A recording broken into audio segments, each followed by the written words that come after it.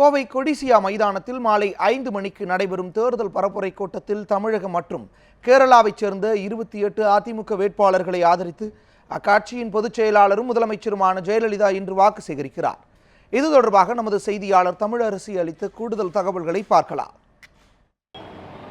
தமிழக முதல்வரும் அதிமுக பொதுச் செயலாளருமான செல்வி ஜெயலலிதா கோவையில் இன்று அதிமுக வேட்பாளர்களை ஆதரித்து பிரச்சாரம் மேற்கொள்ள இருக்கிறார். கோவை அவினாசி சாலையில் உள்ள கொடிஷா மைதானத்தில் விழா மேடையானது அமைக்கப்பட்டிருக்கிறது. 20 அடி நீளமும் 40 அடி அகலமும் கொண்ட பொதுக்கூட்ட மேடை அமைக்கப்பட்டிருக்கிறது. இதன் எதிரே சுமார் 2 லட்சம் பேர் வரை பங்கேற்கும் வகையில் விழா ஏற்பாடுகள் செய்யப்பட்டிருக்கிறது. இன்று மாலை சென்னையிலிருந்து தனி விமானம் மூலம் கோவை வரும் அவர் கோவை விமான நிலையத்திலிருந்து கார் மூலம் இந்த கொடிஷா மைதானத்திற்கு வர இருக்கிறார். பின்னர் சுமார் 5 மணி அளவில் பொதுக்கூட்டத்தில் ஜெயலலிதா பேச இருக்கிறார். இந்த பொதுக்கூட்டத்தில் திருப்பூர், கோவை, நீலகிரி மற்றும் கேரள மாநிலத்தில் போட்டியிடும் 7 வேட்பாளர்களை ஆதரித்து பிரச்சாரம் மேற்கொள்ள இருக்கிறார்.